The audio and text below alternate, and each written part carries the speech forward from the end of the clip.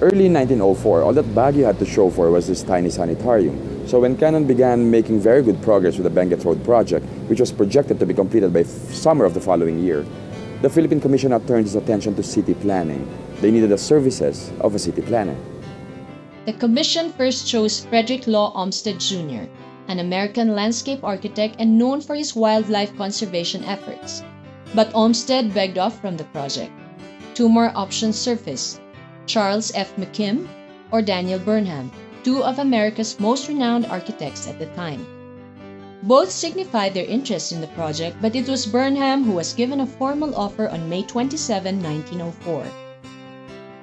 5 months later, on October 13 of the same year, Daniel Burnham left San Francisco for the Philippine Islands, arriving in early December. Burnham, who was also tasked to develop a basic design for the city of Manila, had only 9 days of fieldwork in Benguet.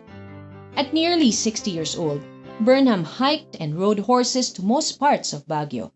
Baguio's general area at that time included Pidawan, Orengao, Cafaguay, Imadavong, Apni, Minac, Cavalhuerza, Campeo, and Oligeg. And much like everybody else, he was very much impressed with the topographical layout of the proposed town site. On January 16, 1905, Burnham left the country to work on the plans, and 9 months later, on October 5, he formally submitted the Plan of Baguio to then Secretary of War William H. Taft.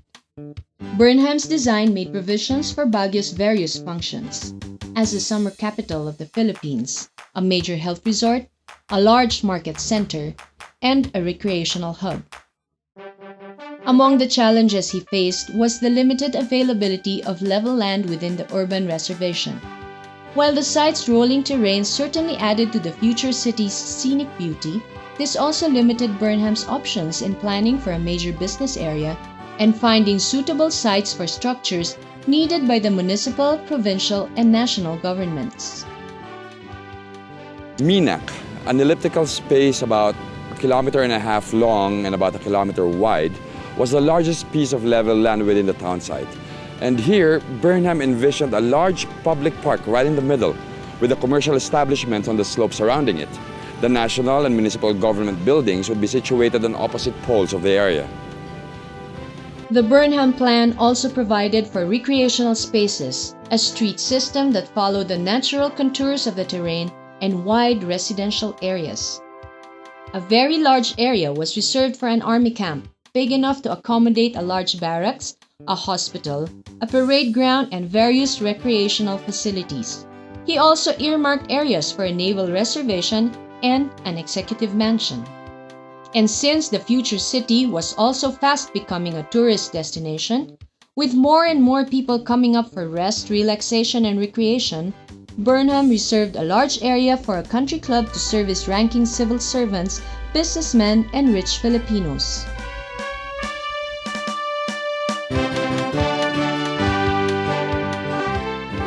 He also made sure that there would be recreational structures available to both American and Filipinos of moderate means. He strongly recommended the establishment of 2 major public parks.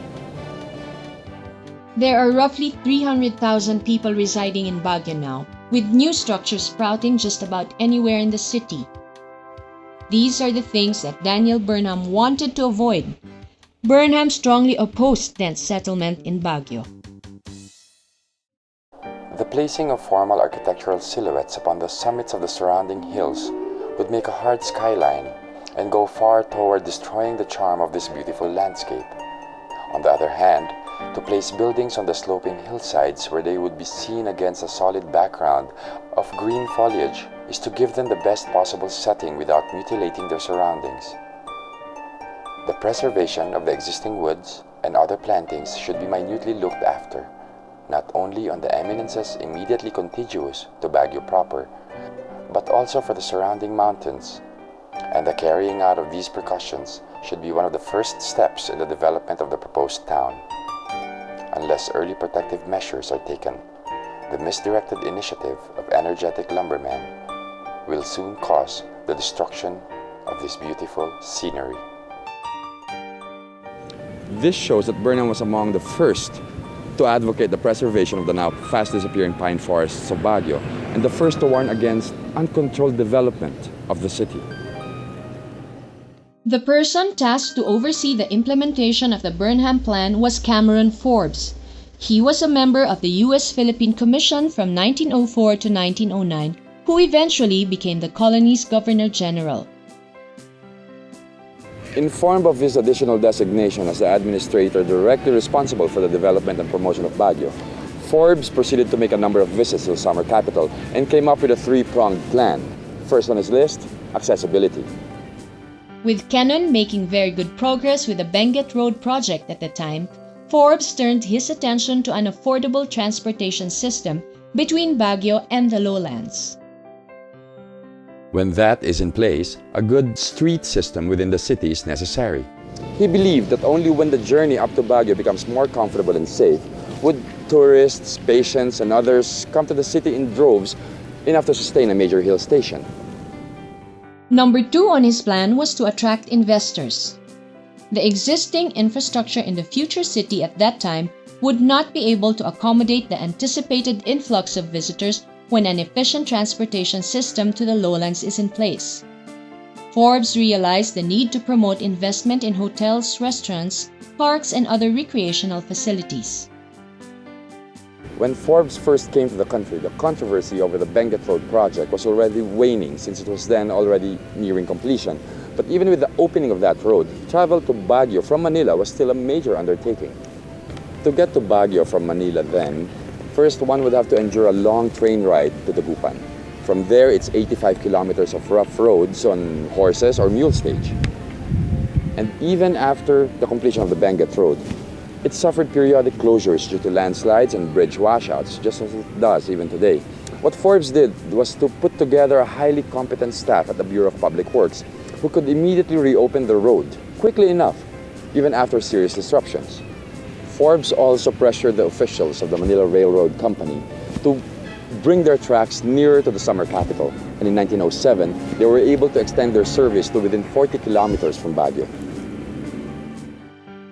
Forbes also urged the government to acquire 2 Stanley steamliners, and a bus system between Baguio and the lowlands was established under the Benguet Auto Line, opening up the hill station to visitors who did not own private vehicles.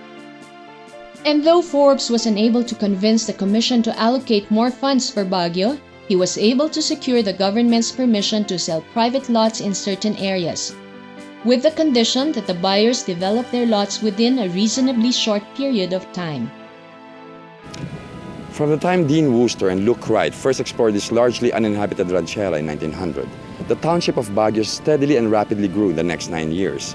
And with a charter written by George Malcolm, who envisioned an autonomous city government unconstrained by petty politics, on September 1, 1909, Baguio became a chartered city.